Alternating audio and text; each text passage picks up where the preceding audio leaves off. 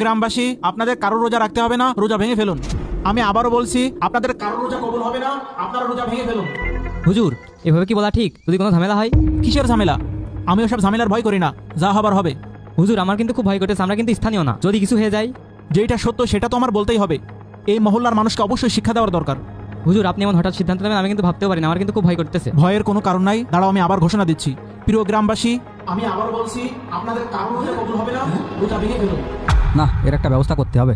তালিক ওই ইমাম সাহেবের কত বড় সাহস, ও রোজা থাকতে নিষেধ করছে। না, ওর আজকে একটা ব্যবস্থা করাই লাগছে। কি ব্যাপার? ইমাম সাহেবের এত বড় সাহস, রোজা ভেঙে ফেলতে বলছে? এই কেমন কথা?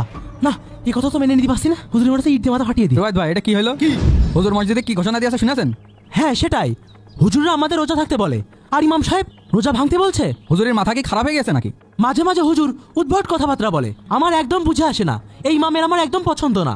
আজকে সভাপতির সাথে কথা বলে ইমামের চাকরিতেই বের করে দেবো। চল। ইমাম সাহেবের আজকে খবর খারাপ আছে। এই দাঁড়া, তোরা কোন যাচ্ছিস? ভাই, মসজিদের মাইকি ইমাম সাহেব কি ঘোষণা দিয়েছে শুনেছেন? আরে শুনিনি মানে? সেই কথা শুনি আমি মসজিদের দিকে যাচ্ছি। আর শোন, আজকে আমার কেউ ঠেকাতে আসবি না, আজকে ইমাম সাহেবের মারবই। ভাই, আমাদের কথায় কোনো কাজ হবে না। সভাপতি হলে এখানকার মাথা। চলেন সভাপতির কাছে যাই, আমরা বিচারটা দিই। আচ্ছা ঠিক আছে, চল। কি হয়েছে? কি এত চেঁচাচ্ছিস কেন? রোজা রমজানের দিন আমি আপনার কতবার করে বলেছি আমাদের ইমাম সাহেবের চেঞ্জ করেন, আপনি তো আমার কোনো কথাই শোনেন না। কেন? ইমাম সাহেব কি করলো? কেন আপনি শোনেননি? হুজুর মসজিদের মাইকে বলছে রোজা থাকা যাবে না, রোজা ভাঙিয়ে ফেলো। কোনোদিন শুনেছেন মসজিদের হুজুর বলে রোজা থাকা যাবে না? কি আমাদের ইমাম সাহেব এই কথা বলেছে? সভাপতি সাহেব, আপনার কি মনে হচ্ছে আমরা তিনজন মিথ্যা কথা বলছি? চল, ইমাম সাহেবের এখনই একটা ব্যবস্থা করছি। চলেন চলেন। এই ইমামের এত বড় সাহস, সবার রোজা ভাঙতে বলে।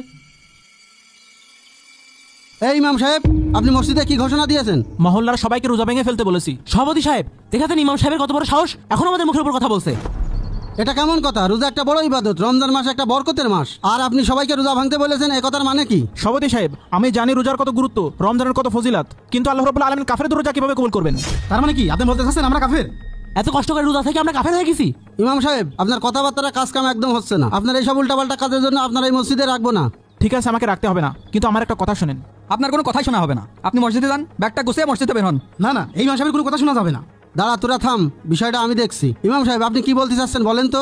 দেখেন সভাপতি সাহেব, আল্লাহ রাব্বুল আলামিন বছরে একটা মাস রোজা ফরজ করেছেন, কিন্তু প্রতিদিন 5 ওয়াক্ত নামাজ আমাদের জন্য আল্লাহ রাব্বুল আলামিন ফরজ করেছেন। হাদিসের মধ্যে আসছে, একজন ব্যক্তি যদি 1 ওয়াক্ত নামাজ ছেড়ে দেয় সে কাফের হয়ে গেল। এই মহল্লার মানুষ প্রায় সবাই রোজা রাখে, কিন্তু দুঃখের বিষয় কেউ মসজিদে নামাজ পড়তে আসে না। আপনারা কি জানেন মুশরিক এবং মুসলমানদের মধ্যে পার্থক্য কি? তা হচ্ছে নামাজ। এভাবে নামাজ না পড়ে রোজা রাখার না রাখার সমান কথা। তাই আমি বলেছি যে যারা রোজা আছেন রোজা ভেঙে ফেলেন। প্রিয় মুসলিম ভাই ও বোনেরা, আপনাদেরকে বলছি